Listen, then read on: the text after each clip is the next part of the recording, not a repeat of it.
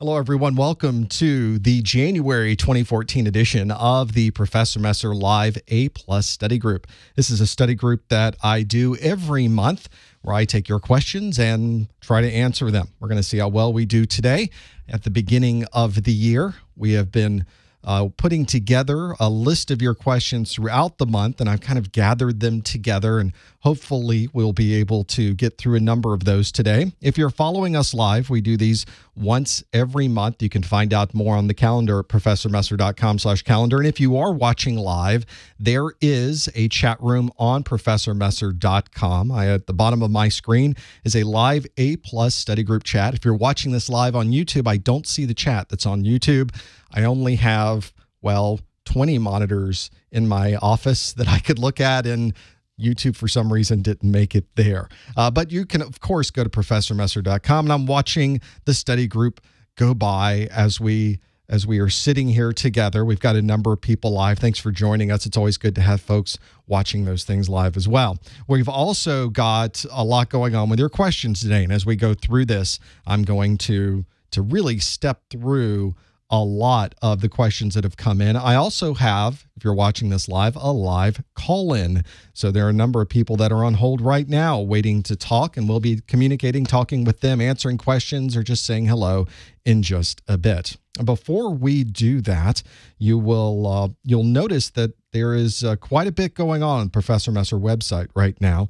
We've got a lot of people that have been studying for their exams. For those of you that aren't familiar with what we do here, maybe you've just started this process of studying for your certification, we've really been putting together quite a bit of information. You can find it all at professormesser.com. We've got your A+ information. We've got information about Network Plus, Security Plus, and much more. There's many videos being created all the time. Those are all absolutely free. You don't have to pay for any of those. You can watch them online for free. I've also got this dial-in line that I've got available on the screen and below the page at professormesser.com/live.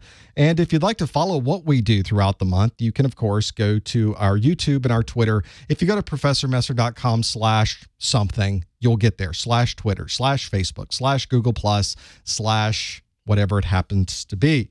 And you'll be able to track us, follow us, see what's going on there, and be able to watch all of that. A lot of people asked about vouchers. If you're planning to take your exam, I also have vouchers that can give you a little bit of a discount thanks to our friends at GTS Learning. You can find those at professormesser.com/vouchers. If you already have your certification, you're watching this perhaps in order to get in continuing education units, and I'm going to talk about continuing education units today because I have some corrections or clarifications to make on the continuing education program from what I said last month. I think I said it on my Network Plus. I might have said it in the A+ study group, but there's some things that even I found out that are hidden on the CompTIA website. I'm going to show you where this information is hidden and how it might save you some money, which is always good. If you have noticed, we do this every month, but if you missed last month, there are a number of things that we went through, number of questions that we talked about. One is, what is a useful trick or mnemonic to remember for the laser printing process? Is there a way to check errors in Windows 7 rather than just using the event viewer? How do you test a USB port that seems to have intermittent power or intermittent connectivity? I show you how to go in and look at the power settings and see how much power is being used by your USB interfaces. If you ever have a USB device that suddenly disappears or disconnects, might be power related. That can tell you how to resolve that. Should I take the 801 and 802 exams on the same day? Good question. I answered it last month. You should go watch that because CompTIA throw in questions outside of the A+ test that we may have no idea about. They do, and I talked about that last month. And what do I think of A+ boot camps? It's a little bit of a mixed bag there, and I talk a lot more about that. If you go to the Professor Messer website, there are links on the top menus to previous study groups, and of course, you can find them on YouTube. I try to put them everywhere, and this study group as well will be recorded, edited, and it will be put online, so you will have access to that. So what is new? There's a lot going on. I've recently, during the end of the year, we're now in January, of course, the new year has begun. End of the year, we finished up the A+ course Gosh, it was well early in 2014. But at the end of the year, I made sure that we had all of those things there. And of course, now that everybody's back to classes, back to studying, there's a lot more activity with that as well. You can find all of those, the videos, the transcripts, all of my videos, by the way, we talked about this in the chat room a few days ago on my website, is every single video in the A Plus series has a transcript, has a closed caption. Those closed captions have been added to YouTube. So if you're looking at the YouTube closed captions, you'll notice that I have uploaded very specific edited captions that have been professionally created. So these are not the YouTube trying to figure out what I said. I had people sit down and create captions. So if you'd like to try to understand something I said, a lot of people that watch the videos, English is not their first language. And a lot of the nomenclature, a lot of the words that we use can sometimes be a bit confusing. So you may just want to turn on captions to see how some of those things are spelled. I also, on my website, when you're watching the video embedded on the Professor Messer website, I have the entire transcript written out. So you could read through the entire thing and not even watch the video if you wanted to. They are all there. Every single video I do from this point forward, I'm just going to do that. It's fantastic to have that information there. It makes it accessible to a lot more people. It's just something nice to have available. At the end of the year, I also created study guides. A lot of people were coming to me and saying, well, I like the content in your video, but I just want to get the information on the slides and collapse that down. I'm trying to write down everything. Do you have one place I can go to get everything? So I created study guides for the 22801 and 22802. This is also a great way for people to help contribute to the running of the site. Having free videos means that, well, they're free. And there's a lot that goes into maintaining the equipment to keep all of these things running. I have multiple web servers. I have load balancers. There are reverse proxies involved. There are separate servers that are just for caching. There are separate database servers. And of course, all of these things cost money. So a lot of people want to contribute to the website, but I don't take donations. But you might want to consider purchasing one of these study guides. It has everything on it. Maybe I can show you one of these. Here's the 802. Let's pull up the 801 study guide as well. Here these are on the screen. There we go. So here's the study guides that I have here. I tried to take everything from every single video, all the pictures, all of the information, all of the bullets, the rate information. It's all in these study guides. So if you wanted just to have everything available before you walked into the exam, that would be great. Doesn't replace a book, doesn't replace the normal study, it doesn't replace watching the videos. But once you've gone through that information and you want to know, what do I need to know specifically before I walk into the exam, these study guides may be a good use of you. You can find all of those at the Professor Messer website. Let's pull up the link to that one. Here we go. ProfessorMesser.com/A+SG, APLUSSG. There's also links there from the study guide, so you can find those as well in the pull down menus. And it's really been fantastic, the amount of people who have embraced those, have purchased those. It really goes a very long way to keeping the site going. A lot of the pressure I have to make sure I have enough revenue to keep things pumping has been taken care of through the sales of these study guides. So you've been really great at helping to support that, and I thank you so much for that. Well, before we get to a lot of our questions today, there were a few people that called in, so why don't we just start taking calls? I'll go to the person who's been holding on the most from the 240 area code. Are you there, 240? Fantastic. Oh, see, he's listening to me. Got to listen to the phone. This is part of the problem, of course, when having just me in the studio. I don't know if you've seen here, but there's nobody else here. It's just me. I'm taking phone calls cold. So let's jump actually while we're waiting for that person. I'm going to jump to maybe 646. Are you there, 646? Well, let's see if I can take 646 and push the right buttons. Let's see if you're there. Are you there, caller? Yes. Hey, there you are. Welcome. What's your name? Mario. Hello, Mario. What can we do for you today? This is my first phone call calling in, and I'm interested to hear, the interesting things you have to say about the A+ certification. So I mean, I watch a lot of your videos on YouTube, and I also read a lot about your stuff. So see what interesting things you've got to say today. How are you studying for your 801 or your 802 exam? 801. Okay, so you're just kind of starting out now with getting the specifics of the hardware, not even to the operating system part, right? Yeah, correct. The hardware part. What do you find is your plan to do with the certification once you have it? Well, right now I'm currently working, and I'm already in the IT field. Mm-hmm. But eventually you want to grow. You want to go to a company that pays you a little bit better, and also the experience is great. The more you know, the better it is. And I'm always curious to find out new things. So that's what I'm planning to do with it. Like if I look for another job, then I already got a degree in networking, but I feel that a certification is a little bit more valuable than actual degree.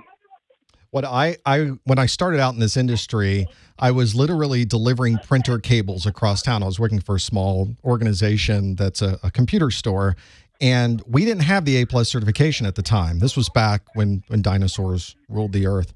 And the certifications came from the manufacturers. Now, can you imagine going to every manufacturer? I had to go to, at the time, Compaq, IBM, Acer. You would have to go to every single manufacturer to get certified on what they were doing. We didn't have the A+. But I did that. I went to these and tried to get all of those so I could get a better position. I didn't want to deliver cables the rest of my life, although it was an interesting job, and there's a lot of great stories I have about swapping out a hard drive in the psych ward of the Miami-Dade Detention Center.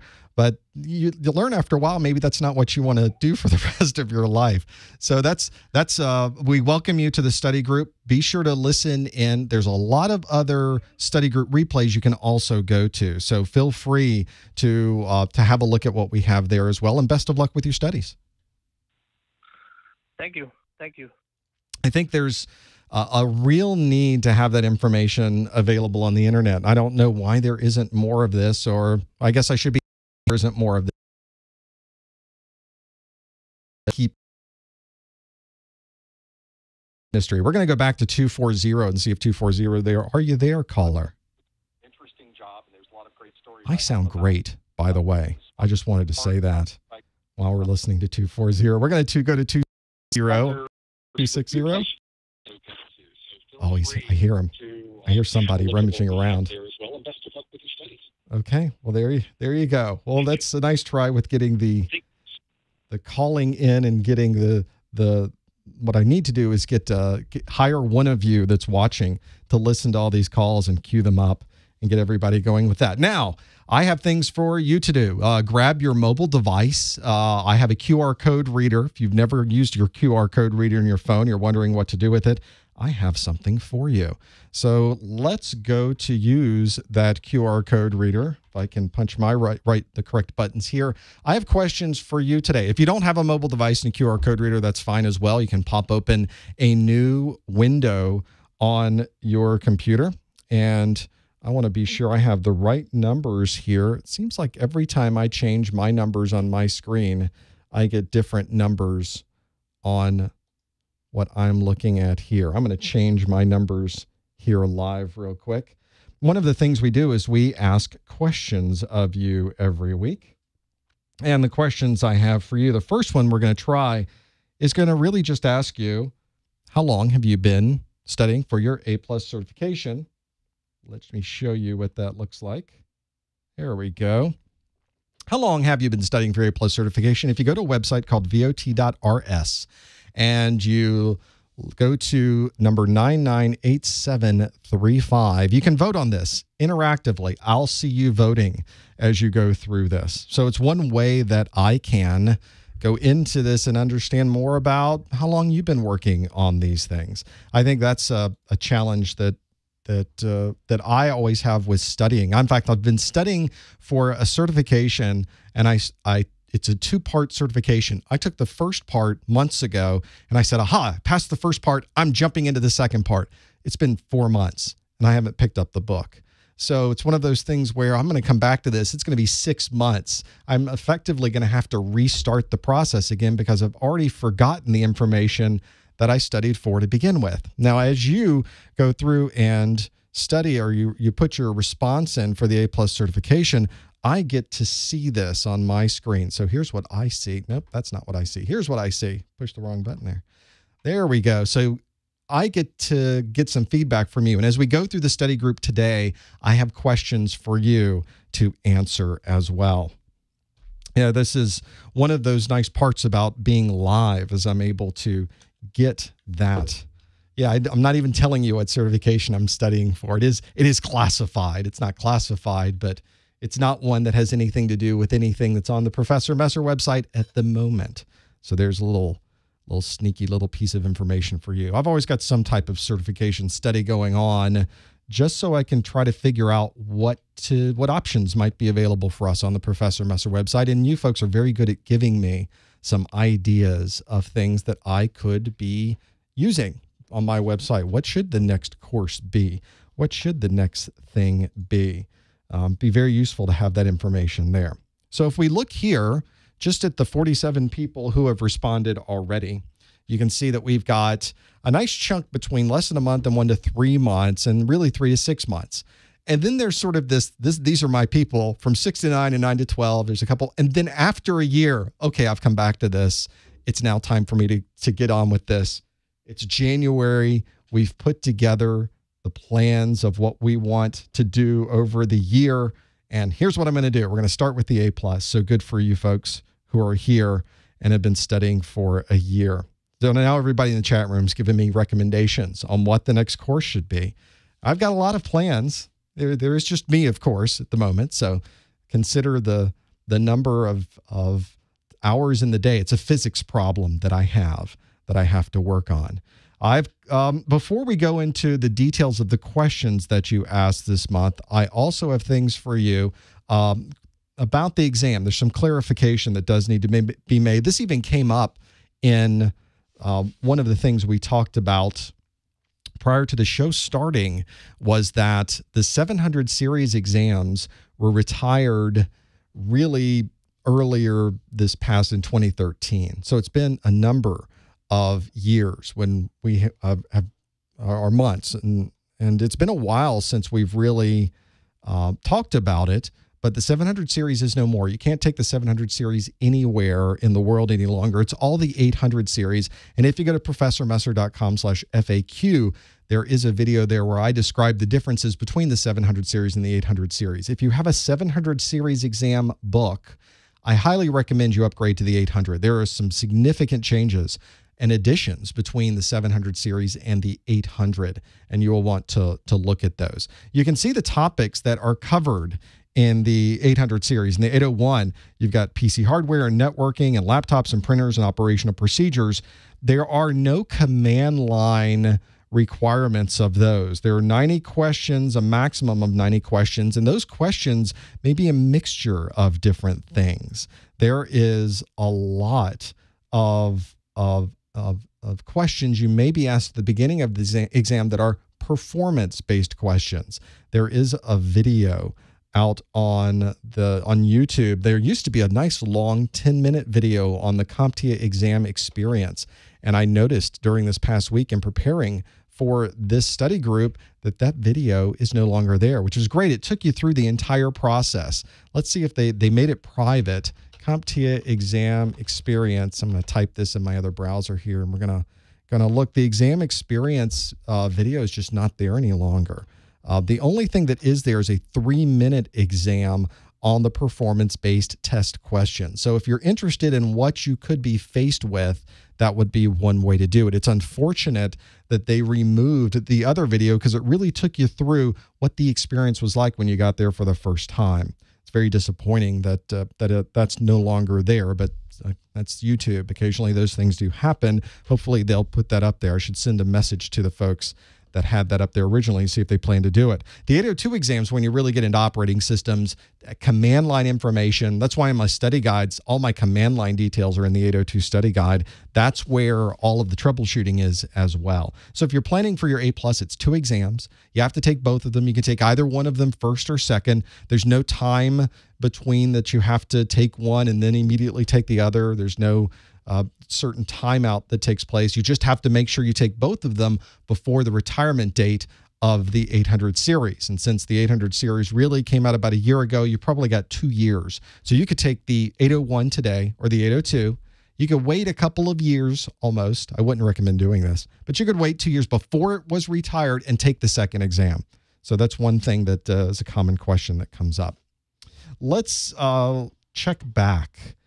I'm going to go to the phones one more time.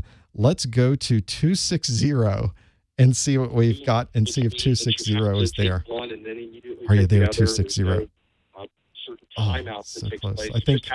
I think we're just going to have to recommend that if you're calling in, you listen in on the phone and you do not listen in on the live stream, because I'm running about a minute difference on the live stream because of the way that YouTube uses that live stream. So pretty interesting about that. Let's get some questions answered about the A+ exam. Let's give you something you can use when you step into the room. I've got some questions for you on the exam content itself. Let's go to question. This came up in the chat room. And I thought this was a pretty good question to have because it does come up, especially with memory. There were a lot of memory questions that came up. So grab your mobile device, go to vot.rs to 749498. You can also use that QR code to get that there and be able to vote on this question. What kind of memory goes faster when you add more modules? And you've got a couple of options available. You've got dynamic RAM, RAM bus, multi-channel, SRAM, and cache. One of these, you add more modules to your computer and things go faster. What type of memory does that? Is it DRAM, RAM bus, multi-channel, SRAM, and cache? Now, don't answer in the chat room. Now, there's actually someone in the chat room that was talking about this, and that's where I got the question from. So that person, I bet, will know the answer to this one. And we'll talk about why that is the case in just a bit. This is where you run into a lot of different pieces. Here we go. We'll go to the voting. We got 7 responses in. There's a lot of different pieces about memory on the A+ exam, not just understanding memory itself. If you look at it, what is it? There's different sizes of memory. There's different memory that you'll find throughout the years. There was a message out on Reddit. There's some great sysadmin and PC troubleshooting subreddits. And there was even one this week where a person was at a facility, found an old computer that they had to replace, and inside the computer was RAM bus. It's a type of memory you don't see any longer, but of course it's on the A+ exam. And if you had run across that yourself and lifted it up, you would have known exactly what type of memory was inside of that. There is a lot of options for memory as well in the way that memory works. I think that's one of the challenges I have with the hardware on the exam is you have to keep track of not just what it is and visually be able to see it and understand it, but how does it work? And how does memory communicate back and forth? Those are nice things as well. We got about 58 responses. Let's see what people thought the correct answer was. Let's show the result. And it's all over the place. I've got 14 people, 15 people said it was dynamic random access memory. 4 people said RAM bus, threw that one in there. You don't see much RAM bus any longer unless it is a machine. Now, 33 of you said, yeah, that was multi-channel. And you can probably guess by looking at that very large number, the correct answer here is multi-channel memory. It is also not static RAM, although static RAM is very fast, but it doesn't have modules that would be added, so that would not apply. And it's not cache. Cache also is not a separate module that you might add. I guess if you wanted to think about adding more memory and then upping the cache, perhaps you could almost choose that question. But one of the things you'll find on the CompTIA exam is it's always asking you for the best question, the best answer to the question. So our best answer of what kind of memory goes faster when you add more modules is indeed the multi-channel memory. And if you answered multi-channel, then you've got that one absolutely correct. There is a lot of things about multi-channel memory that I find interesting. Multi-channel was a type of technology that was created to increase the speed of communication between the memory and the memory controller. You notice whenever you start looking at speeds of computers that it is that communications method between the CPU and the memory that is perhaps one of the most important input-output functions of your computer. There's so much data that goes back and forth between your CPU and your memory. It is constant. And it's also important that you get the fastest data path you can between those. That's why you'll find these days a lot of the newer technologies, the newer CPUs, put the memory controller right in the CPU itself. Traditionally, we've always thought the memory controller as being the North Bridge. That is the memory controller inside of the computer. And the North Bridge would have the CPU would ask for information. The North Bridge would go grab it from memory and then provide it back to the CPU. It was the middleman. The idea was they took that North Bridge, that memory controller concept, and put it right into the CPU, making the communication path even faster. Well, with that critical path, it would be nice if we could find some way to get that data much faster from there. One of the ways that the motherboard manufacturers figured out to do this is they created multiple paths to the memory. So if you plug in one memory module, there was a bus dedicated to the memory controller for all of the data, 64-bit path going from that memory to the memory controller. And what they found is what they could do on the motherboard is they could create a second path to the memory controller, another 64-bit path. And if you put in two memory modules, you could effectively pull data from both of those at the same time. You could transfer information back and forth at the same time because there's time that it takes to change memory. There are cycles of the CPU that go by as the memory is being accessed. Well, while that's going on, I could be over on this other set of memory modules grabbing or changing data there. So there's some really good opportunities to speed things up by adding it. So effectively, with this, let's say it's a dual channel motherboard, if you had one 8-gigabyte stick in your motherboard, you could effectively double the data path, double the speed, the theoretical speed of the data path, by instead of having one 8-gigabyte memory module, put two 4-gigabyte memory modules in, and your computer will now effectively have twice as much theoretical throughput that you could have going back and forth to the memory. Now, unfortunately, that high amount of throughput only slightly increased performance. It did not double performance that you might expect. And with triple channel memory or quad channel memory, it doesn't speed it up quite as much as you might think. But when you're working on servers, I know on my ProfessorMesser.com website, I've got a database server and multiple web servers. It would be nice to make sure I had the most optimal set of performance on that device. And if multi-channel memory does it, I'm going to use multi-channel memory. Anything, even a 10%, a 15%, a 20% increase would be great. And so the multi-channel memory allows us to do that. Okay, now we've come to the demonstration part of the study group. I don't do a lot of demonstrations here, but I'm going to do one today. We're going to see how this works anyway.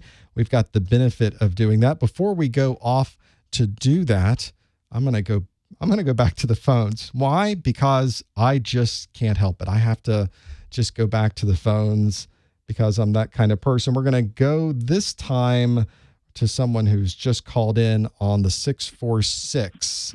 Hello, 646. Are you there? Yeah, I just dialed in, so I was just trying to catch up with what you were saying. Oh, well, it sounds like you're also on the road as well, so I'm going to make sure you have a way to listen in and hear what's going on, too. I know that if we go back to that 760, I wonder if a number of you are just calling in to listen. Are you there, 760? Yeah, I'm here. Hey, there he is. How are you? What's your name?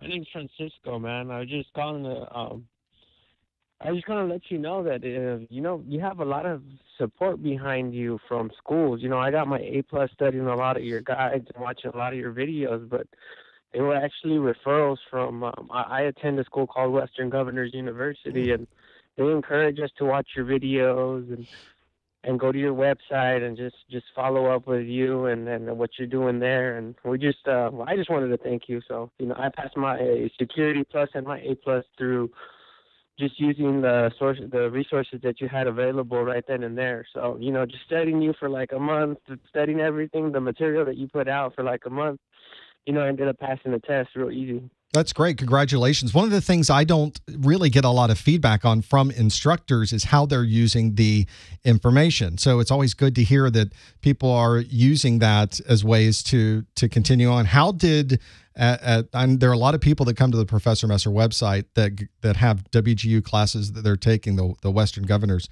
How did they integrate the videos into the entire training process for you?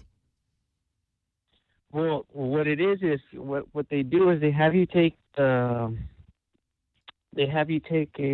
pre-exam, and then from there you get your score, and then they say, well, this is what you need to read. These are the chapters that you need to read, whatever your assessment score.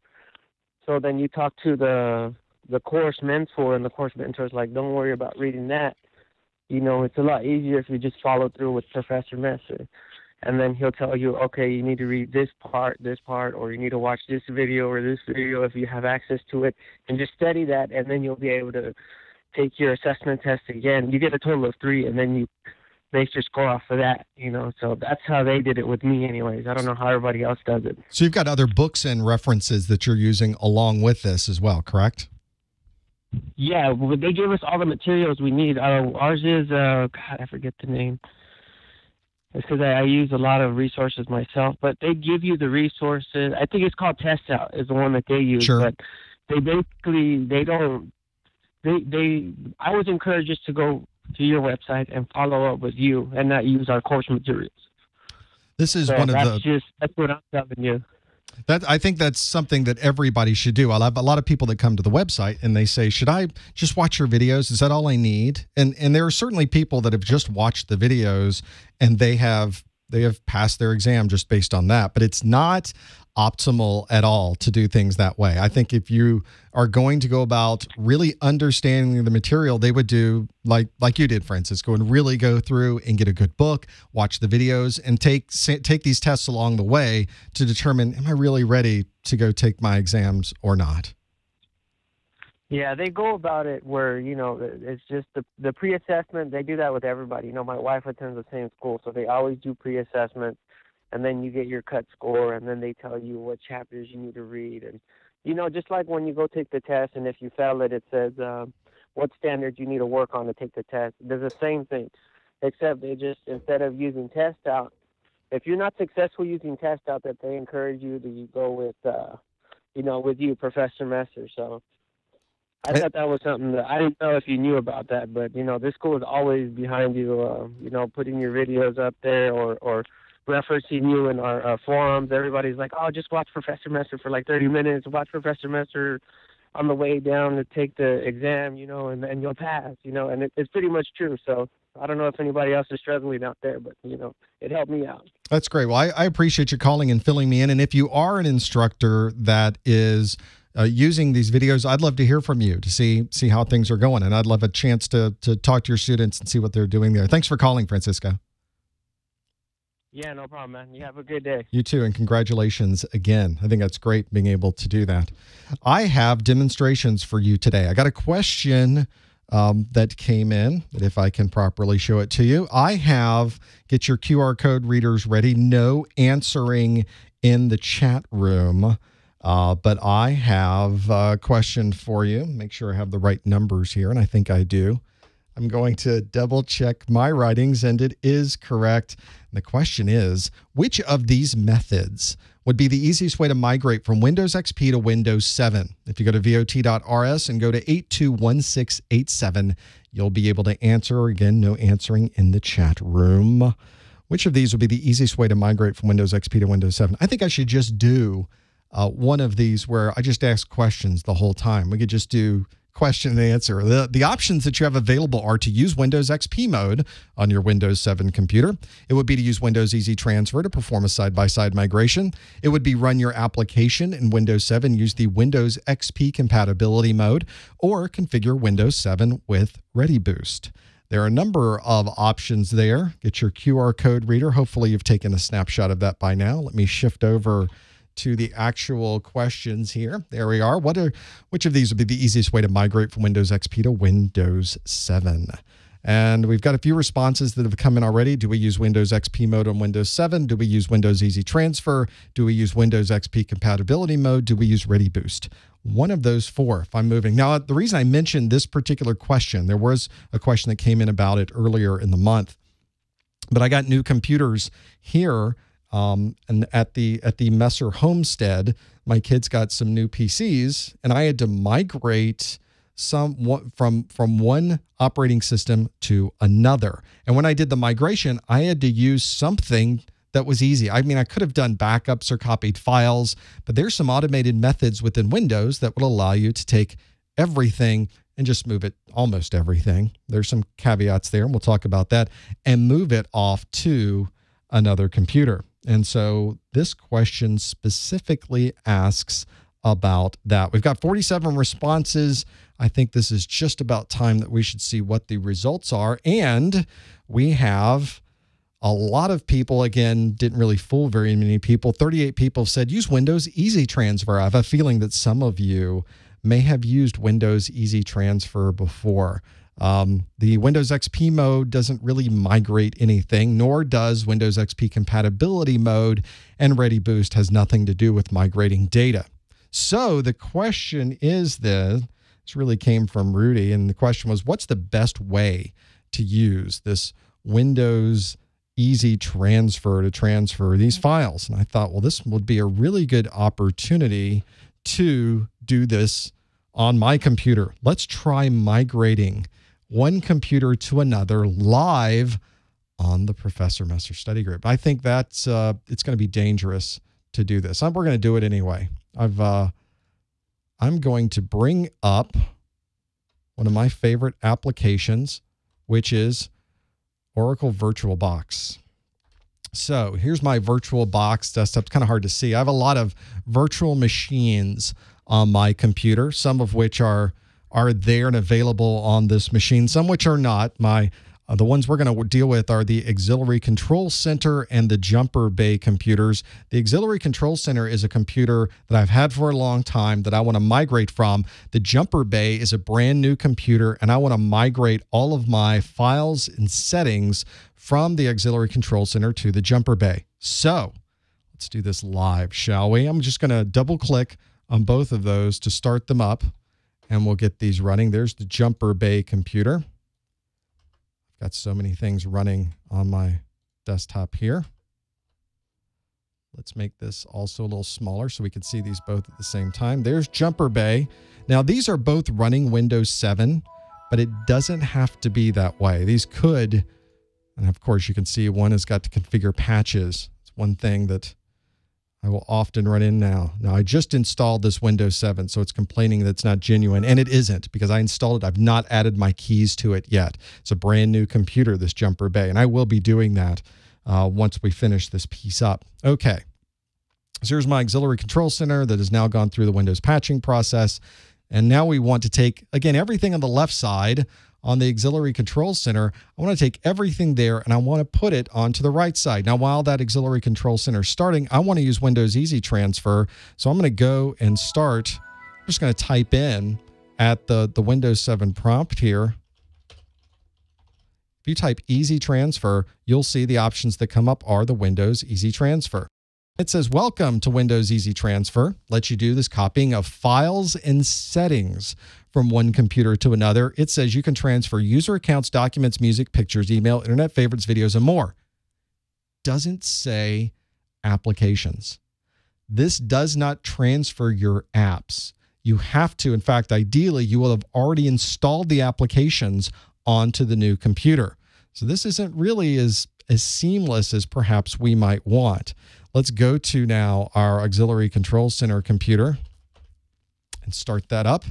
I'm going to log in, and I'm going to do the same thing on this computer and type in Easy Transfer. I know it's very small on your screen, but I'm doing exactly the same thing on both sides, so we'll see that pop up. So this is where we're really getting all of the documents on one computer and sending it over to the other computer. So I've got information. In fact, I'm just going to delete everything. I think I did an example of one of these before. Did I delete everything? I think I did. So there's nothing in my downloads directory on my new computer. I have a network diagram that's in my documents directory on my new computer. Out on my old computer, I have a number of documents. You can kind of see them listed here. So at the end of this, when I'm done, hopefully all of those labs and things that I have are going to end up over on the Jumper Bay. So let's begin this process. I'm going to get rid of my file managers. Let's start with the old computer. This is welcome. And we'll click next. And you can do this in 3 different ways. You can use an easy transfer cable. You can purchase one of these USB to USB cables to be able to do this. There's also a network setting, so you can connect over the network, which is by far the fastest and probably easiest way to do it if you're all on the same network. Or let's say we were taking this computer, deleting everything and reloading a new operating system. And if we were doing that, we could transfer all the files out to an external hard drive, a network share, a USB drive, or something of that sort. Now I'm on a network, so I'm going to choose network, and it asks you, is this your old computer or your new computer? This one is my old computer. It's the one with the black background. So it says, go to the new computer, open Easy Transfer, and put in this Easy Transfer key of 373871. This is so nobody else on our systems would be able to create any problems for us. So again, I'll do the same thing on the new computer. I'll tell it it's my new computer. I've already got Windows Easy Transfer installed on my old computer, but if it isn't, this would go through the process of installing that, but I've already installed it. Let me go back one because it says my old computer is running Windows 7 already installed on this version of Windows. That's exactly what I want to do. It says go to my old computer, do what we just did, and it's going to ask me for that Easy Transfer key. And that Easy Transfer key number is 373871. And when I click next, notice they now are both synced up there. They're now updating and transferring files. This is effectively what's happening on both of these at the same time. And there's not a lot of data that has to be transferred. On the computer that I had set up, I had gigabytes and gigabytes of data to transfer. And as you see, this is checking to see what can be transferred from that other computer. We're going to get just megabytes of data. There's not going to be this huge amount of data like I had on that other computer. In the meantime, on the old computer, it's just sitting there. It tells you don't use this computer. Now, I'm logged in on the left side, on the old computer, I'm logged in with my username, Rodney McKay. On the right side, I'm logged in with the username, Jumper Bay. And because I'm doing this migration on the Jumper Bay username, it's going to pull everything over to this new username. If you wanted to use the old username, you want to create a new user on the new machine called the same thing so that things migrate over with the same name if that's the way you'd like to do it. Otherwise, it will use whatever account we're logged in as right now and transfer over everything, including my settings. So this says 157 meg have been selected. There's 116 megabytes of shared items. That looks great. I'm going to click transfer. And now it begins the transfer. Over on the left side, it's reconnecting, and it's going to start the transfer process. It says it's now connected, and it begins the transferring of the data. That's it. It's really hands-off at this point. Now it begins transferring data, transfers your documents, transfers things in your downloads directory, transfers everything associated with your profile on the old computer, and moves it to the profile on the new computer. And so as it goes through the transfer process, and in my case, that should happen relatively quickly, although this network is busy in itself. I wonder if I'm creating a problem just for us for the stream, but we'll just keep things running.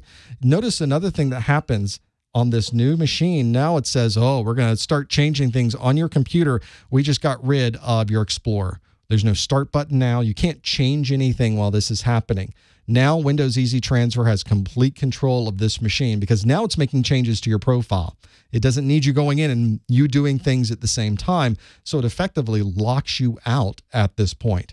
Well, that's pretty easy, though. I can now go get a sandwich. I can leave the house. I go grab a pizza. I can come back later to see how the transfer went. And when I did mine, which was gigabytes and gigabytes and gigabytes, it obviously took a long period of time to do that. I connected them up with a loopback cable between an Ethernet connection between, so it went at gigabit speeds as it was transferring the data.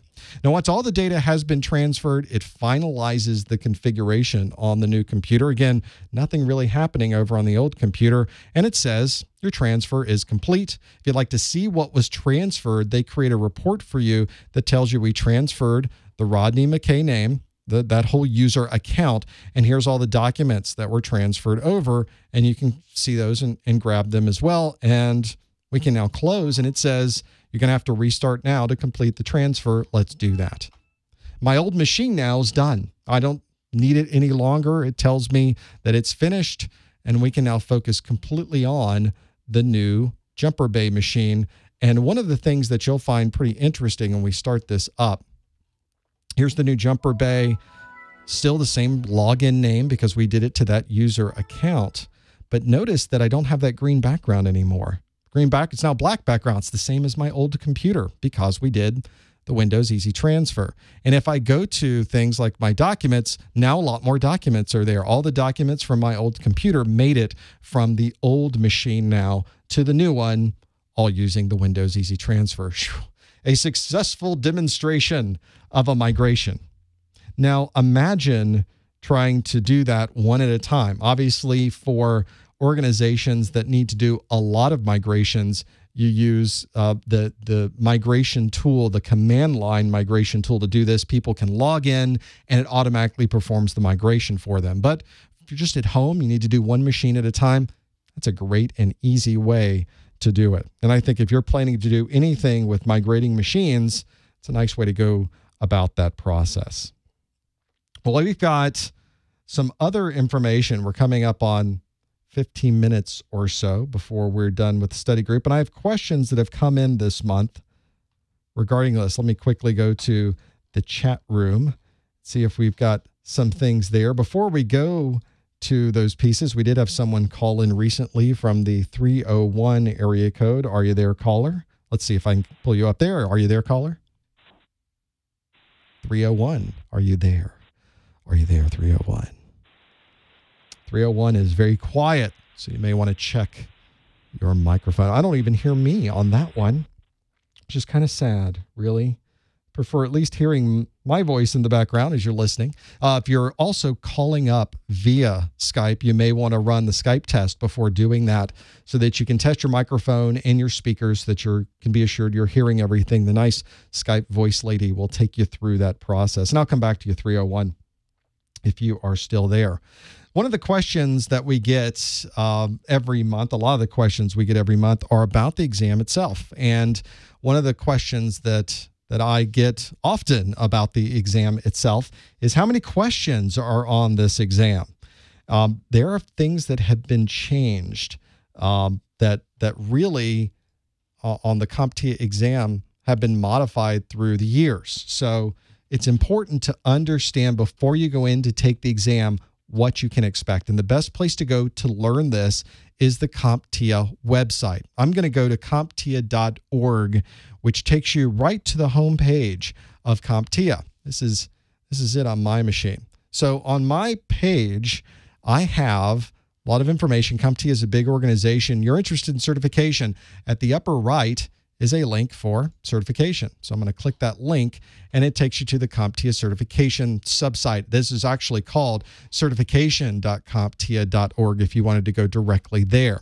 The certification website has all of the certs there. So if you click on Get Certified, the first thing on the left side, first option there at the top, the CompTIA A+.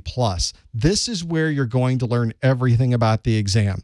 It's the starting point for a career in IT. These exams cover this, and this. The exam objectives are right there to download.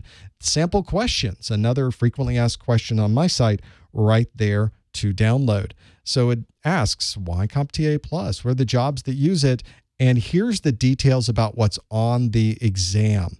So you have a maximum number of questions of 90. They consist of both multiple choice and performance-based questions.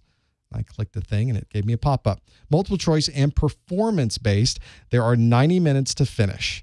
So this is one of those things where you can know immediately before you walk in, I'm going to need to know more than just multiple choice. I'm going to need to understand how to answer some of those performance-based questions. Now, performance-based questions doesn't necessarily mean simulation questions. A lot of people use the term simulation when they talk about the performance-based questions. These may just be questions of putting things in a particular order of throughput or speeds of a network connection, or you have to match the name of an interface to the picture of the interface. It's a very common performance-based question, something that you can find there easy.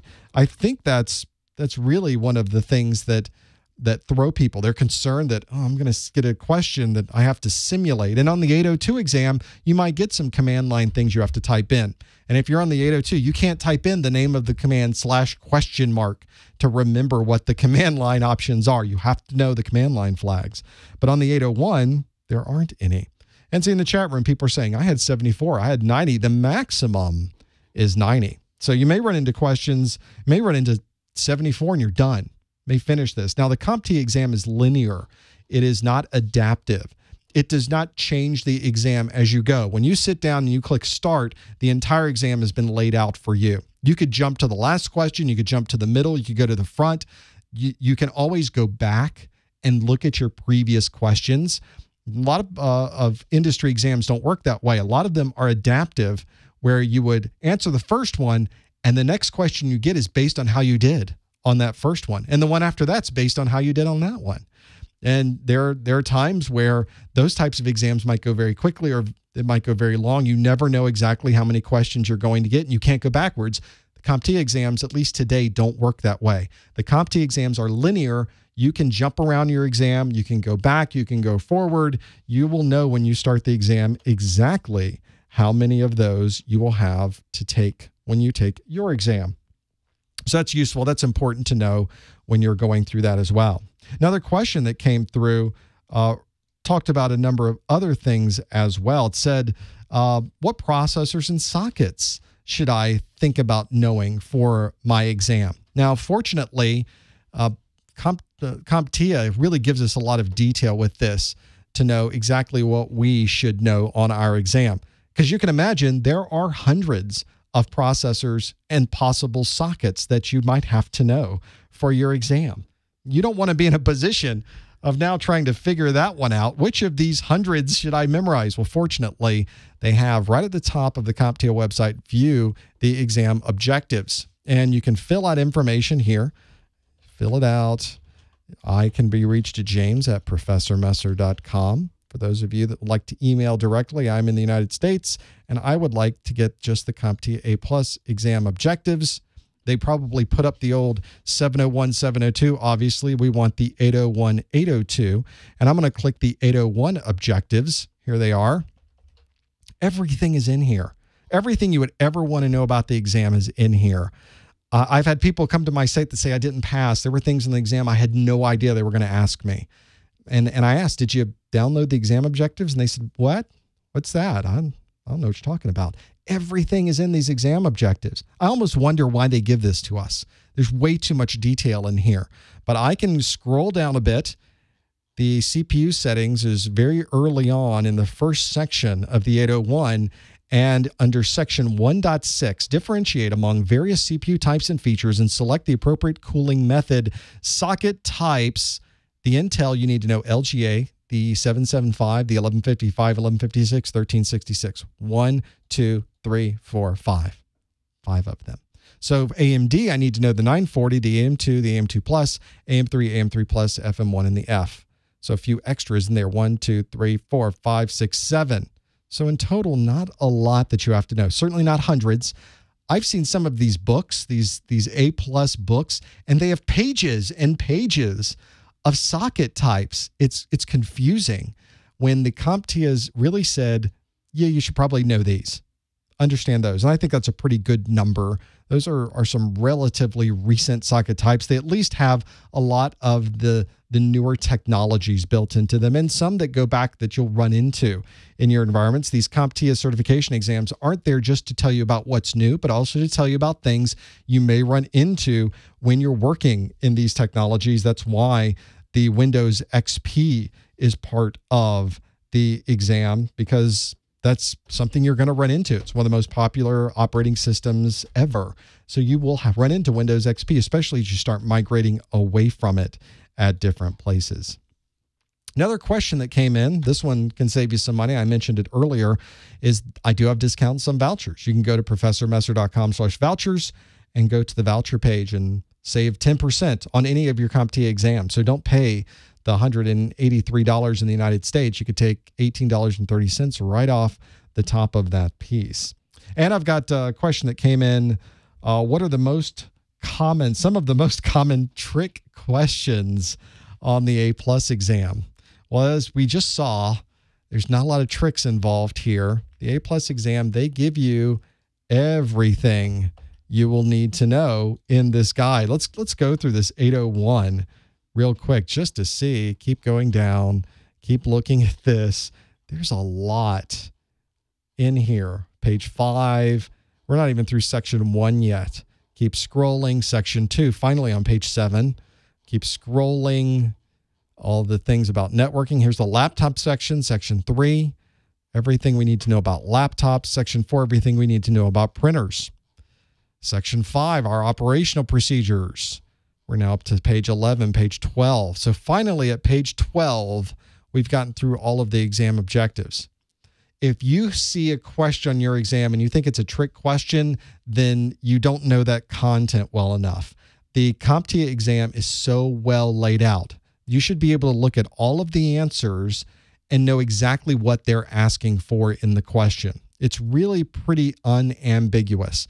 If you think that there might be something about that question that's not right, maybe there is one or two in the entire grouping, the entire pool of questions that you could possibly be asked where something might be vague.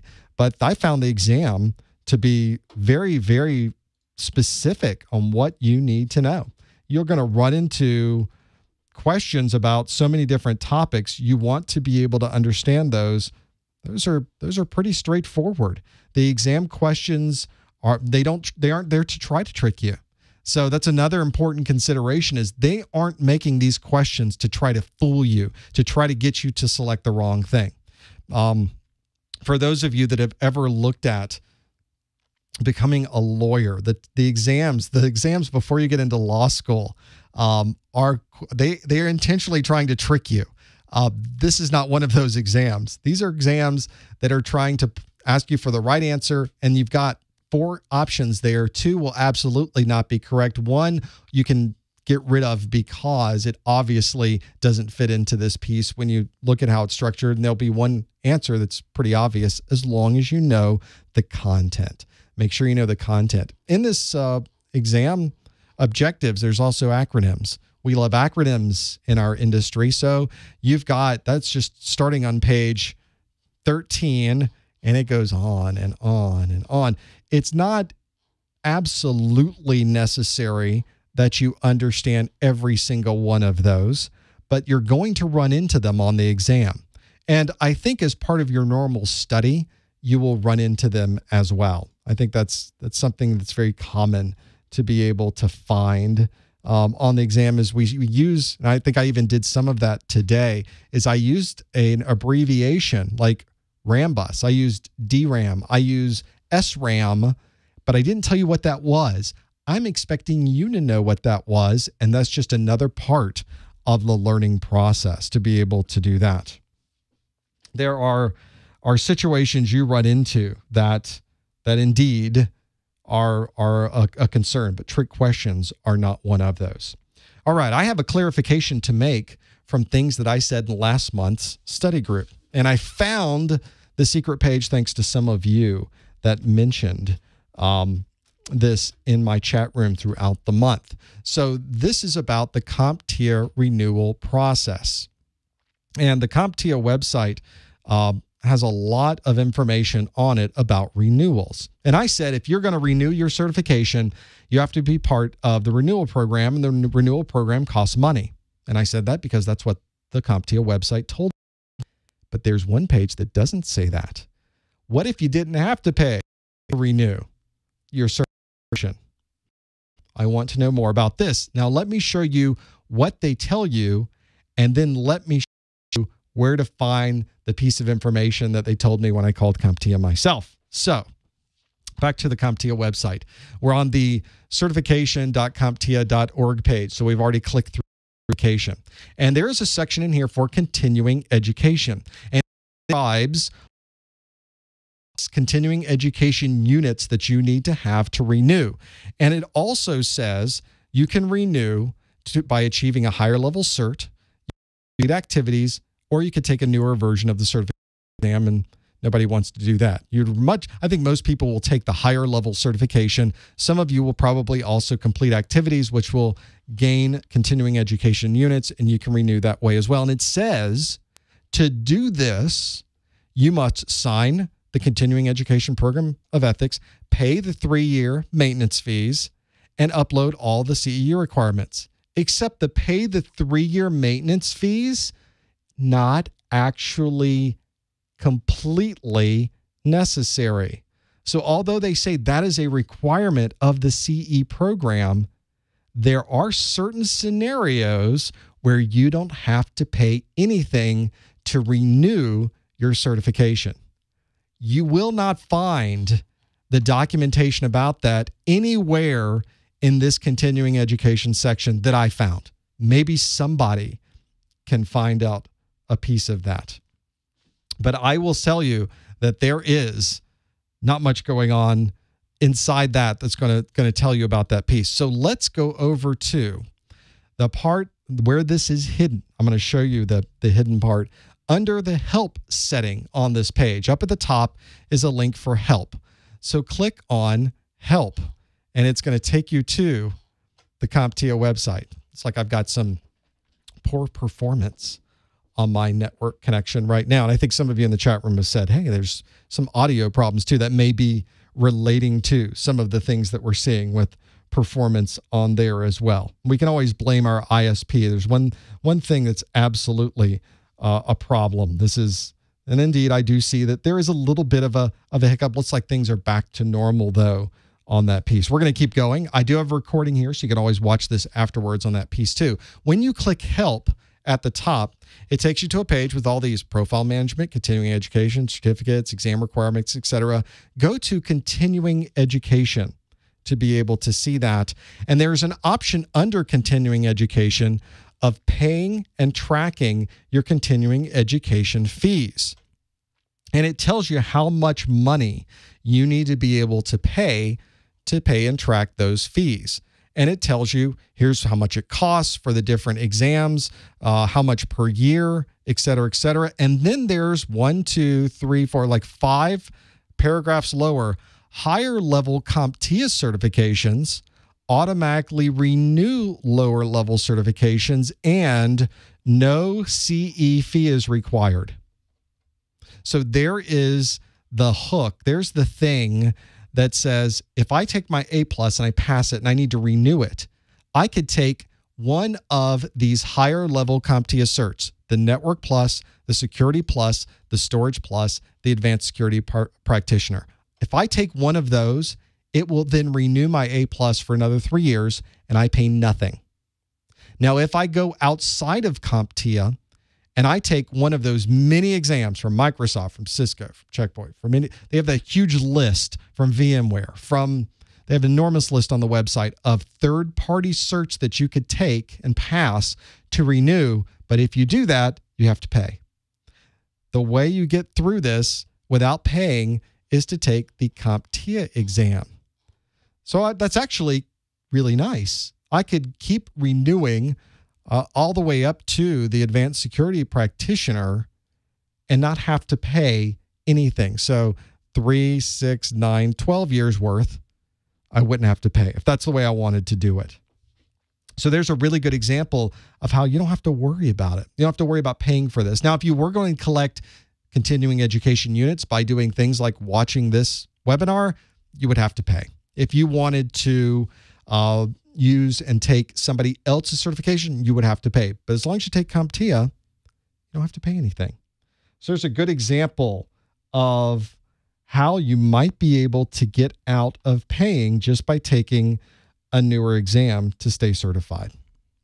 Well, we've come to the end of our hour, but I still have questions for you to answer. And the question I have for you is going to help me with the things that I'm doing next month. So the question I have for you is, what A+ topic would you like me to cover next time? If you go to 889224 by going to vot.rs and responding to me, I have a list that I'm going to keep here of the A+ topics that you would like to cover. I went to that my list for this month. So it's really useful for me.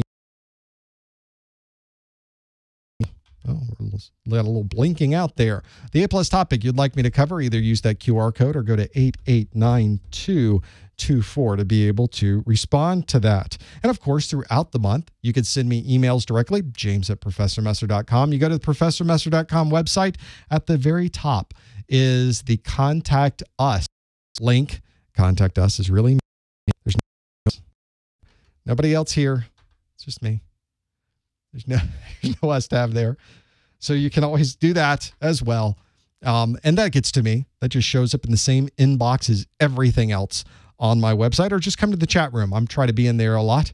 You can always talk directly to me on the Professor Messer website in there.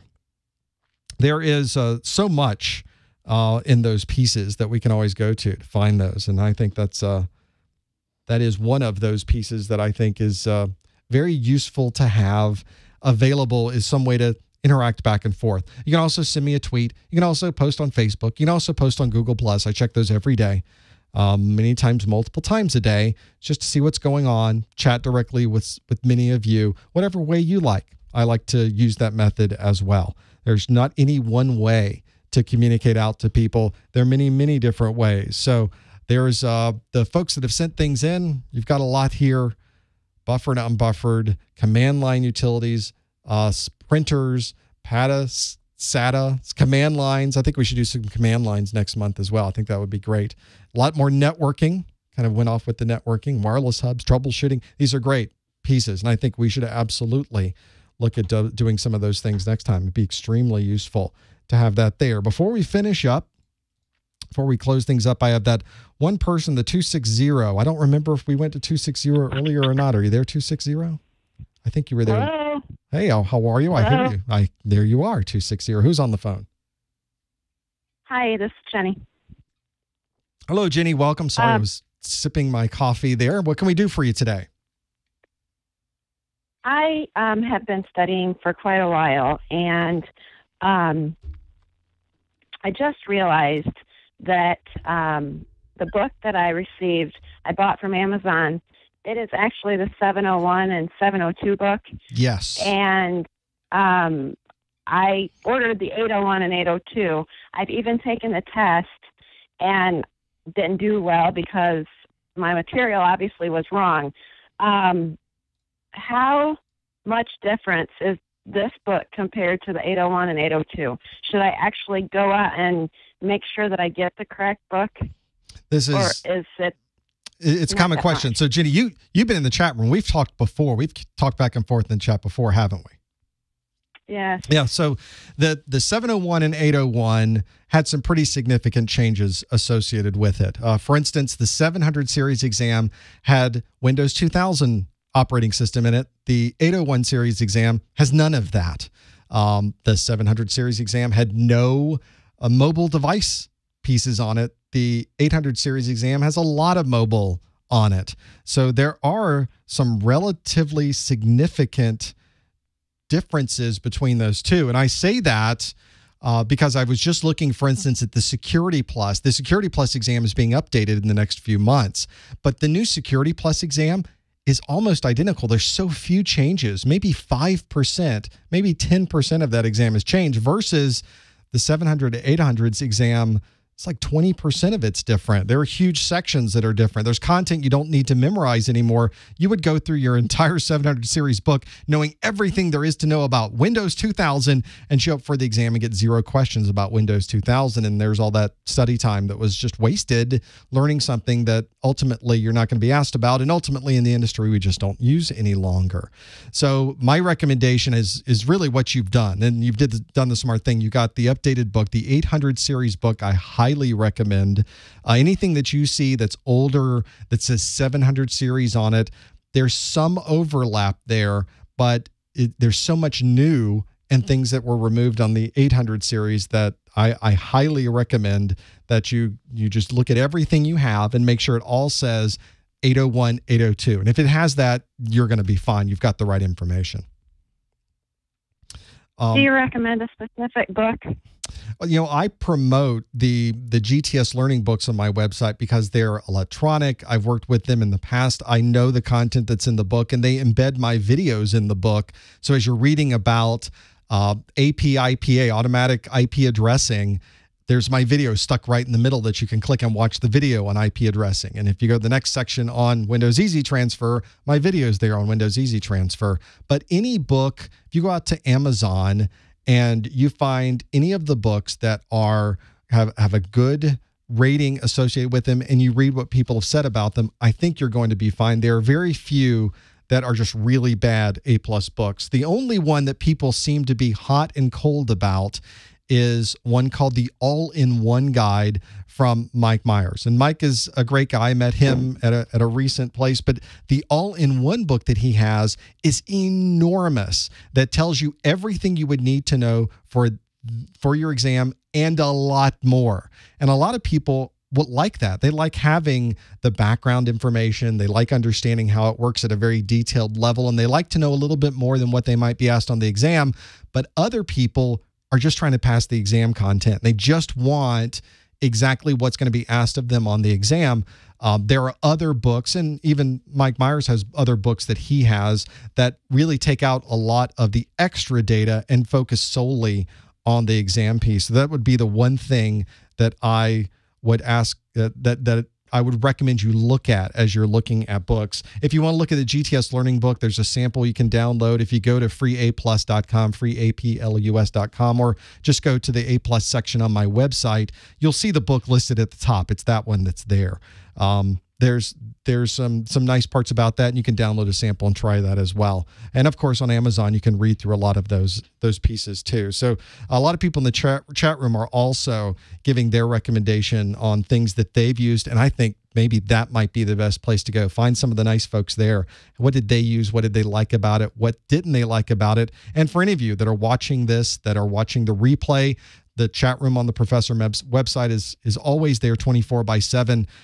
It's usually busier during daylight hours in the United States, but there's generally somebody hanging out in there to try to answer questions about those things. So I'm sorry you got that 700 series book, but it sounds like you've adjusted and you're in the right direction now. Yes. Again, thank you for all your help. I just happened to stumble across your website one day, and it's been a godsend. I feel like I'm already learning way more than I did before. So thanks again. My pleasure, and good luck with the studies. Thanks. The challenge, and I still see this, I got quite a few questions this month about the 700 series and the differences between them. So this is obviously something that's happening a lot, where people have either gotten back into it after a year and you're now trying to learn more, trying to get back into it again. Now you're realizing the test I was studying is gone. I now need new materials. And I really do recommend that you get the 800 series materials to be able to get the latest pieces. There are entire sections of the 802, the mobile device section, brand new. None of that was on the 700 series.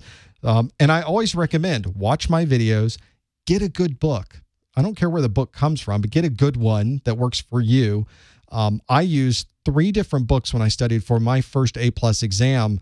I read through an entire book, and then I went to another book, and I realized the second book I went to worked much better for me. I was mad that I read through the entire first book. I should have started with that one. So you might want to sample among many books. Grab a section on CPUs. Grab a section on memory. Grab a section on Windows. Read that section and then decide which one of these is best for me. You may find that certain books actually work better for you in their style, in their voice, in the way that they write, in the diagrams that are used, in the size of the book. Or I do a lot of mine electronically. So when I'm studying for certification exams now, I'm going through my Kindle reader and trying to read which one works best for me in those environments too. So hopefully those things can help you along those pieces too. When I look at, we've had somebody else, a couple more folks have dialed up, so we might as well, we have some time left, so let's take some of those calls. I have the 240 area code. Are you there, caller?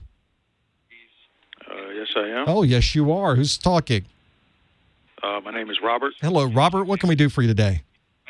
How you doing today, Professor Messer? I'm good. I've got a stream that works and coffee in my hand. Oh, okay. I'm sort of new to all of this right here. I just decided to, get into the IT field. Great. So I've been on your website, looking at the videos. I just purchased a book also to go along with your videos. But I guess what I wanted to know is this starting out and I guess doing the A+, is this, I guess, like the correct place to start when you're getting into the IT field?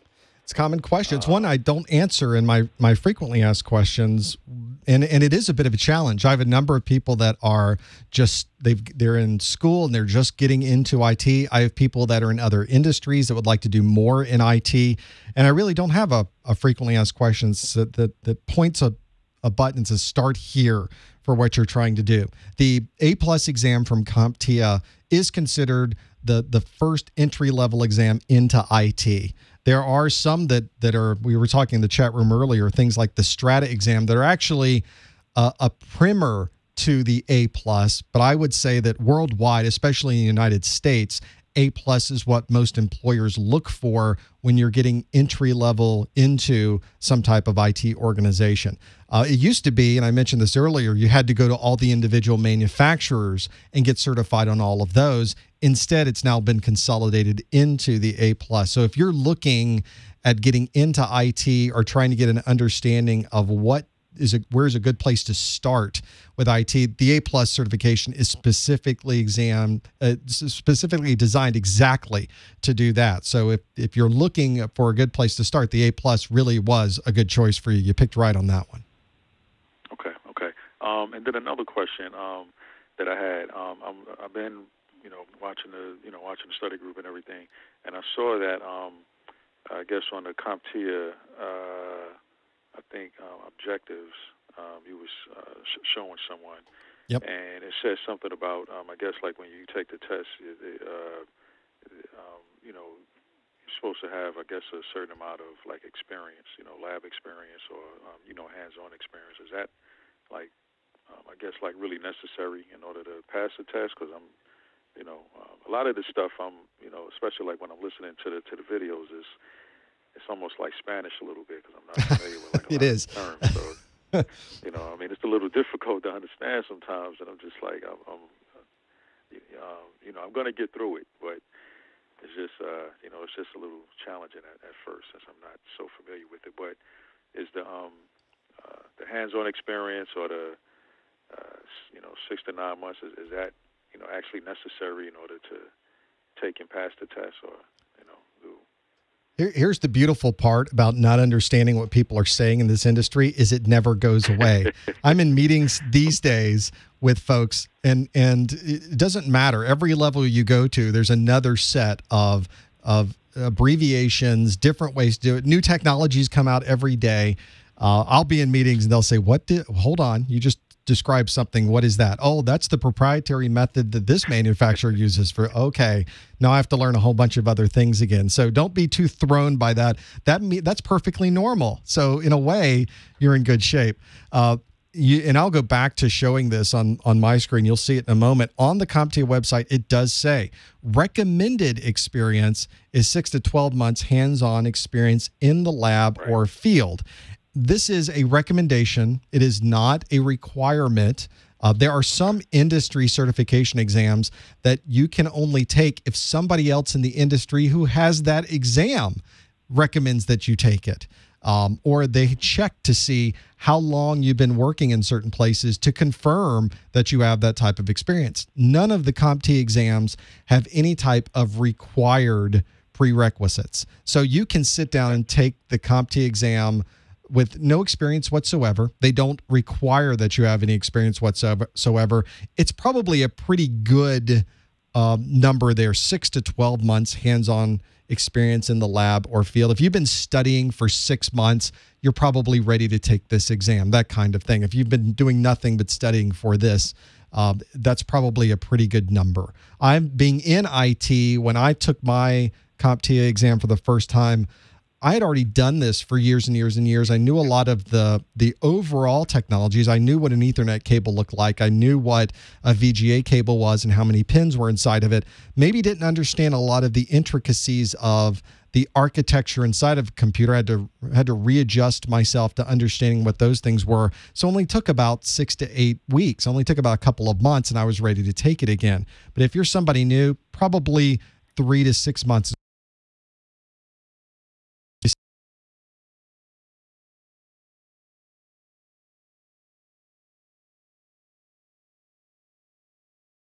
And for the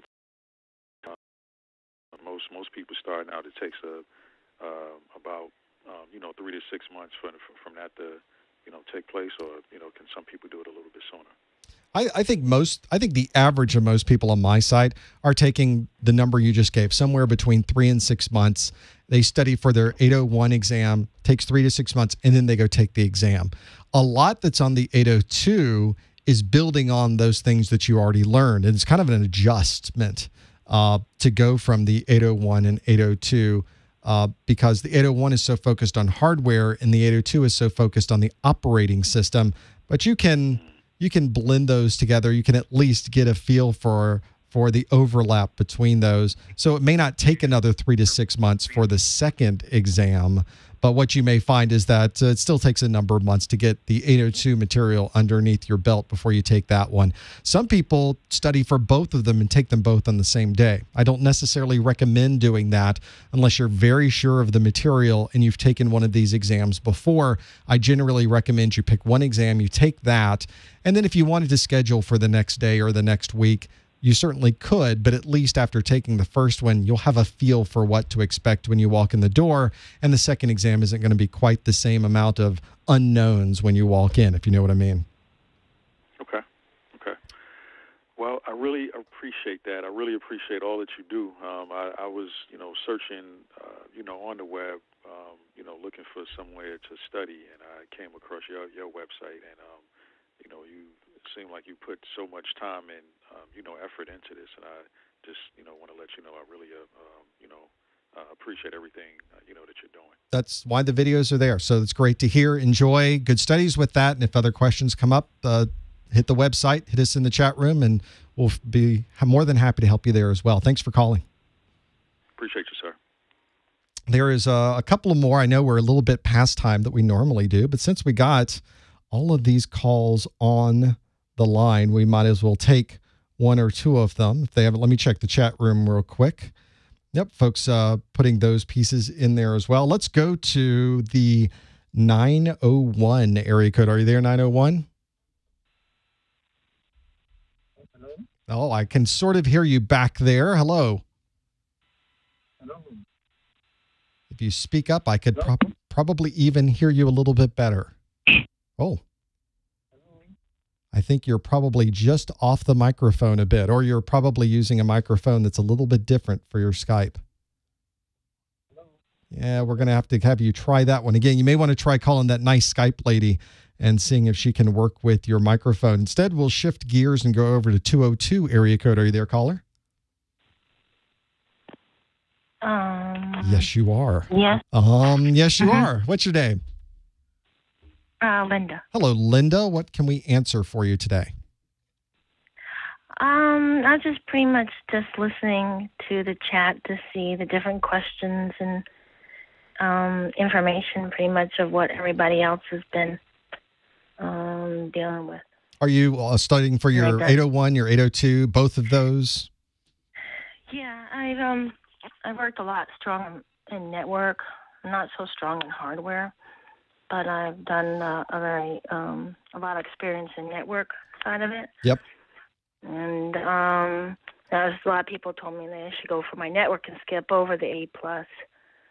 And then I had some other hardships that came up, and I'm still trying to struggle to get my certification. It's just like right when I'm trying to get my certificate, go take a test, or I'm right there, something else drops, and I'm like, okay, here I go again. That's life, I think. The one thing that a lot of people will tell me the networking for them was one of the hardest parts of their A+ exam. So in a way, at least for the 801 exam, you're a little bit ahead of the game because a lot of the networking things that are in there are probably technologies that you're already familiar with.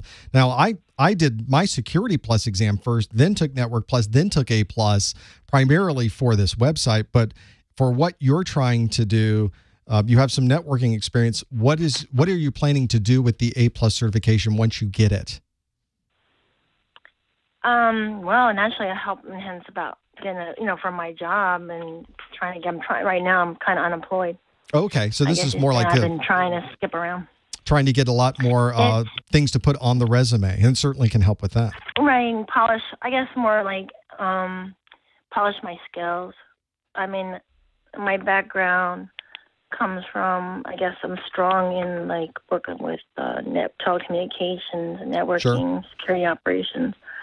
And I'm going kind of backwards, trying to polish my skills because in a lot of areas where I haven't worked, I'm a little weaker, but yet I'm strong in other areas.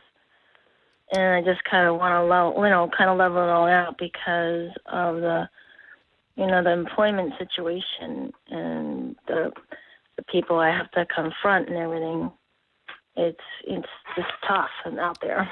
A lot of the times I find, and this is probably the same no matter where I look at, is you're usually getting the A+ to get in at an entry level, usually a help desk or a service desk position within some type of organization. And when I start working with places that have done this, and I've been in organizations that have managed help desks, I've been part of the help desk, I've worked in the help desk, they're really using the help desk to determine if they can use you somewhere else in the organization. They're not just bringing you in to cover the help desk. They certainly need help along those lines.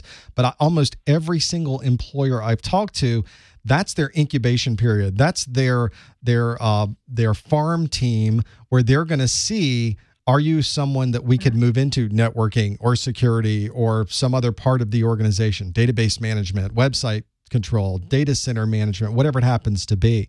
So I think you've at least got that piece of it. I think your benefits are going to be on the back end. I think once you get that position, that now you'll be able to leverage all your previous experience on top of that. And I think getting your A+ may be a good way to get in the door somewhere and then move wherever you'd like within that organization.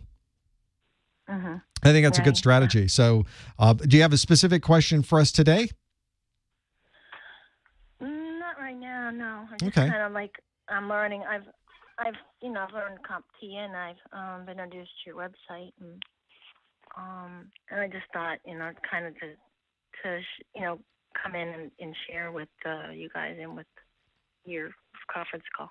Well, we do this once a month, but if you have any questions throughout the month, you can always go back to the Professor Messer website where we've got the forums and the chat, and usually one of us is there hanging out. So we wish you best of luck with your studies.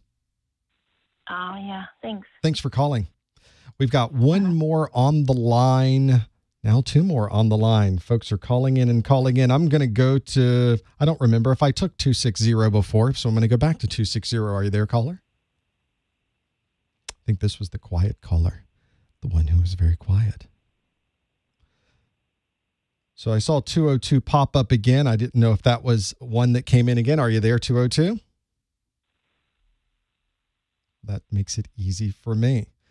Well, we've come to the end of a lot of content for a single. In fact, we've gone over by about 30 minutes this month on our A+ certification study training course study group. We've got a lot of things that happen, though, throughout the month. We don't just stop right now. We keep this party going for the next 30 days, or at least until I do another one of these study groups again. And I try to schedule them once a month at about the same time. But if you go to the Professor Messer website, you can always find things there. If you go to professormesser.com/Twitter, you'll get the daily pop quiz question. I also have things that are constantly posted to YouTube. For those of you interested in supporting what we do here and maybe having a nice study guide to use for your exams, you can find those 801 and 802 study guides, those quick reference guides at the A+ SG. I've got a lot of information that you can find for GTS Learning. We didn't even have time to look at their books, their online labs. You can find all of that at professormesser.com/fast track. If you want a lab that you could go into for an hour for absolutely free and try some of their online labs that have Windows XP, Windows Vista, Windows 7, all the networking, all the security. It's all in there. You'll find that at professormesser.com/fast-track. And of course, we do one of these every month. You can find the calendar to be able to find those pieces as well. Boy, thanks for joining us. Thanks for sticking in with us for the hour and a half that we're here. We'll see you next month on the Professor Messer A+ Study Group.